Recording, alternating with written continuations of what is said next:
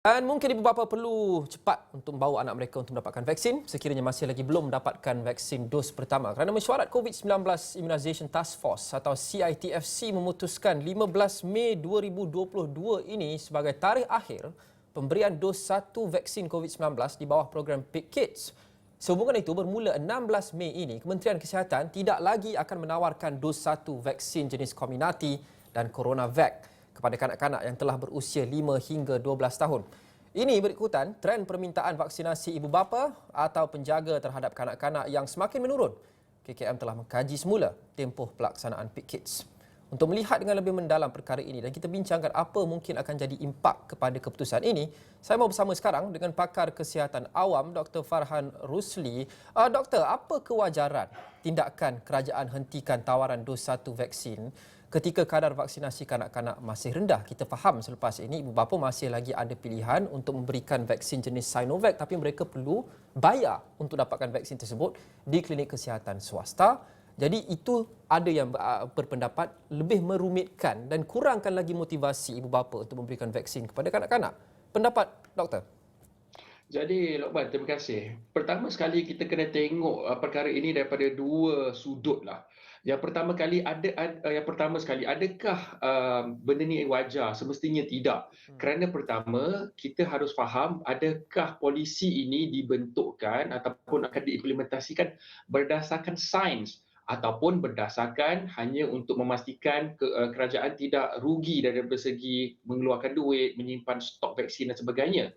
Dan kedua, kita harus faham juga kenapa kita diberikan pilihan Sinovac pula yang berbayar, sedangkan beberapa minggu yang lalu kita tahu kerajaan dengan tukus lumusnya mengatakan bahawa sesiapa yang menerima Sinovac tidak akan mendapat status vaksinasi penuh selepas 60 hari dan sebagainya. Sesiapa yang tidak mengambil booster, kita akan tamatkan vaksinasinya.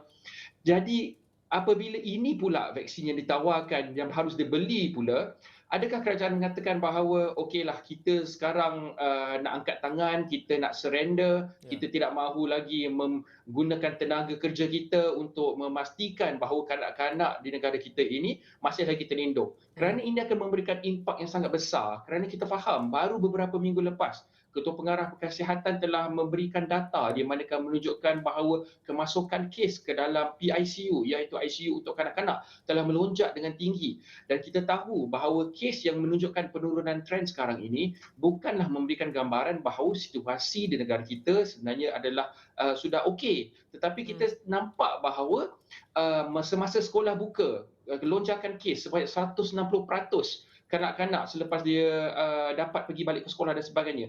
Tetapi lepas raya nanti, apabila 15 Mei itu muncul dan kita telah eksposkan ataupun kita dedahkan kanak-kanak kita ni kepada orang ramai, kepada ahli keluarga dan lain itu, dan mereka tiba-tiba ada kelonjakan kes, adakah kerajaan pula akan memindahkan polisi mereka, mengatakan okey, nampak ada increase in trend ataupun nampak orang nak ambil vaksin ini, jadi kita nak anjakkan lagi.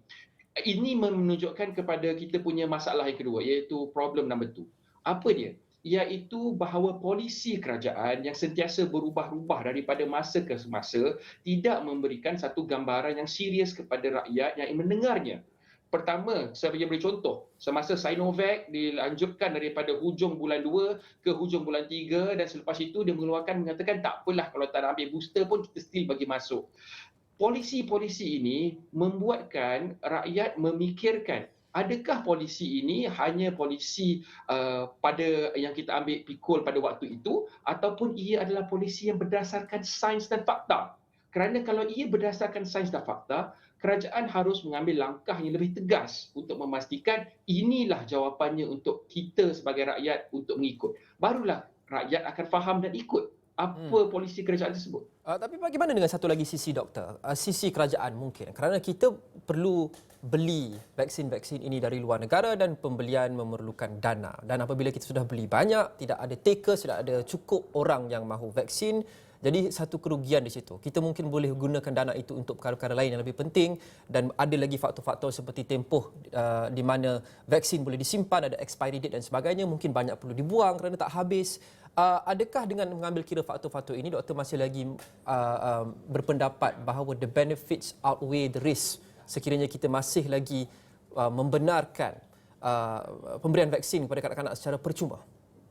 Jadi kita harus baik soalan ini. Soalan ini juga akan ditanyakan kepada vaksin-vaksin yang lain yang kita akan beri kepada kanak-kanak. Ada juga banyak vaksin-vaksin yang kita memang buang kerana dah habis tempoh luput dan sebagainya. Tetapi adakah sebab kita pentingkan sangat tentang kewangan negara yang kita mengatakan tak cukuplah, kita biarlah kanak-kanak ni tidak mendapat vaksin yang bagus, biarlah mereka bayar kalau dia nak pun, sebab kita dah bagi peluang. Kalau dia tak nak ambil, suka hati mereka. Bayangkan kalau selepas 15 Mei ataupun Jun, tiba-tiba kita akan ada satu angka kenaikan jumlah kes yang tinggi balik. Adakah masa itu baru kita kelam kabut nak buka balik kita punya PPV, kita nak beli balik stok daripada syarikat-syarikat yang sememangnya memang susah pun kita nak beli pada peringkat sebegini. Adakah baru kita nak bertukar rumus? Kita tidak boleh lagi menjadi satu kerajaan yang reaktif. Apabila masalah itu timbul di depan muka, baru kita nak membuat sesuatu. Tetapi kita harus menjadi sebuah kerajaan dan Kementerian Kesihatan yang proaktif. We have to go on the prevention rather than trying to salvage apa benda yang berlaku pada suatu waktu itu. Kerana kita kena faham, ini bukanlah sesuatu benda yang mudah. Bila kita nak buat sesuatu, kita harus pergi. Adakah kita melaksanakan kempen vaksinasi di sekolah? Kita pergi sekolah, mengajar ibu bapa.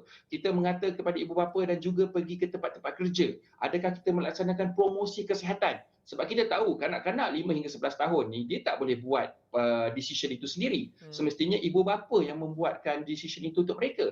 Jadi kita harus pergi kepada ibu bapa ini dan di mana mereka berada? Di tempat kerja. Adakah kerajaan pergi ke setiap tempat kerja dan melakukan promosi untuk bagi ibu bapa ini faham apakah risiko-risikonya dan apakah keuntungannya mengambil vaksin? Sememangnya tidak. Banyak daripada perkara itu sudah pun dilakukan kerajaan sejak beberapa bulan yang lepas, dan sudah tentu perdebatan terbesar dan juga halangan terbesar kepada program PKIDS ini dari dulu adalah kesedaran, awareness yang dikatakan sangat rendah kerana kadar vaksinasi juga sangat rendah. Adakah kita boleh andaikan sekarang dengan selamat bahawa ibu bapa yang tidak membawa anak mereka untuk mendapatkan vaksin dos pertama sekurang-kurangnya memang tidak akan melakukan demikian walau apa pun yang dilakukan?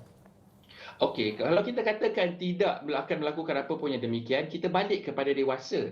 Masalah yang telah berlaku semasa kita nak memberikan vaksinasi kepada orang dewasa, uptake pun tidak setinggi seperti kanak-kanak. Ia agak perlahan. Tetapi apabila kerajaan mengatakan bahawa jika pada tempoh ini, sesiapa yang tiada 2 dos vaksinasi, tidak akan ada akses kepada perkara-perkara tertentu seperti memasuki pusat membeli belah dan sebagainya. Kenapa kita tidak menggunakan cara ini juga untuk kanak-kanak? Kalau ia betul, kita pastikan bahawa vaksinasi ini adalah untuk mempertahankan kanak-kanak ini daripada mendapat COVID yang teruk. Jadi kalau itulah kita punya prinsip, kenapa kita tidak menggunakan angle yang sama ataupun strategi yang sama? Dan disebab itulah saya rasa Lokman, ada banyak lagi benda yang kita boleh buat sebelum kita tamatkan program ini dan kita harus keluar dan kita harus menggunakan semua cara-cara yang boleh untuk pastikan kanak-kanak ini menerima vaksin tersebut. Jadi doktor mencadangkan bahawa kerajaan perlu pertimbangkan mungkin larang bawa anak-anak ke tempat awam, ke shopping mall dan sebagainya sekiranya mereka belum vaksin seperti mana yang kita lakukan dengan orang dewasa? Bukan pertimbangkan sahaja, mereka harus melaksanakannya. Kenapa saya mengatakan begitu? Kerana kita harus faham bahawa setiap rakyat Malaysia adalah sama. Tidak kira umur dia 10 tahun ataupun umur dia 30 tahun. Kalau kerajaan melalui Kementerian Pendidikan Tinggi menghalang guru-guru yang tidak vaksin daripada mengajar ke kelas, kenapa kita membenarkan kanak-kanak yang boleh menerima vaksin hadir ke sekolah? Kita harus tanyakan soalan ini. Kenapa kita ada double standard? Kerana ini menunjukkan bahawa kita tidak membuat perkara ini berdasarkan sains. Kalau kita mengatakan ia berdasarkan sains dan fakta, seharusnya kita punya baseline itu adalah benda yang sama. Iaitu jika kamu tidak menerima vaksin, kamu tidak boleh menghadir ke kawasan itu. Tapi perlu kita akui kerajaan berada dalam dilema yang sangat besar kerana itu adalah sangat incredibly difficult position orang kata, kerana kalau kita larang anak-anak pergi ke sekolah atau kita paksa mereka belajar PDPR kerana mereka belum vaksin, kita juga mungkin memudaratkan dan korbankan kualiti pendidikan mereka.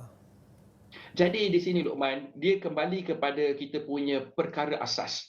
Kita menjadi sebuah kerajaan, tidak kisah daripada parti yang mana, adakah kita menjadi sesuatu ataupun membuat satu polisi itu kerana ia adalah sesuatu yang popular ataupun kita membuat sesuatu polisi kerana itu adalah polisi yang betul.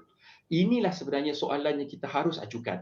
Dan saya bukanlah orang politik. Saya mengambil langkah di mana saya sentiasa duduk di tengah. Tidak kira sesiapa yang menjadi menteri ataupun Perdana Menteri. Iaitu kita harus melaksanakan polisi-polisi kita berdasarkan sains dan fakta dan juga data.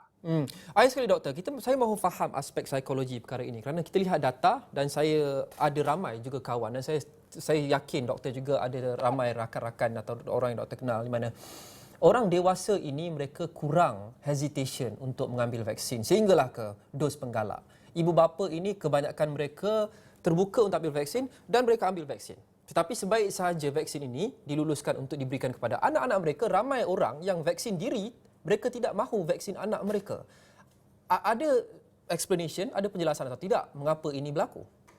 Jadi benda ni sebenarnya is basic human instinct lah. Ini sebenarnya adalah perkara yang biasa kerana kita sentiasa menginginkan benda yang terbaik untuk anak-anak kita.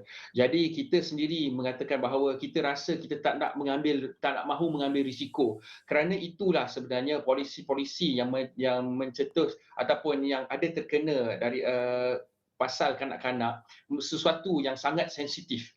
Apabila kita menceritakan tentang pendidikan, apakah ia satu yang sensitif. Tetapi apa yang saya ingin sampaikan kepada ibu bapa, jika anda sendiri telah menerima vaksin tersebut dan anda sekarang dalam keadaan yang selamat, jadi haruslah anda faham bahawa ini selamat juga untuk anak-anak anda. Penilaian risiko dan sebagainya boleh dilaksanakan oleh pegawai perubatan semasa anda ingin menerima vaksin. Jadi anda harus ingat, jika anak anda terkena COVID, mungkin dia tidak akan ada simptom ataupun dia ada gejala yang ringan dan selepas 10 hari dia baik. Tetapi kita tidak tahu kesan sampingan long COVID di mana mungkin ada terjejas organ-organ kanak-kanak tersebut dalam masa 1 tahun, 5 tahun, 10 tahun. Kita masih tidak tahu.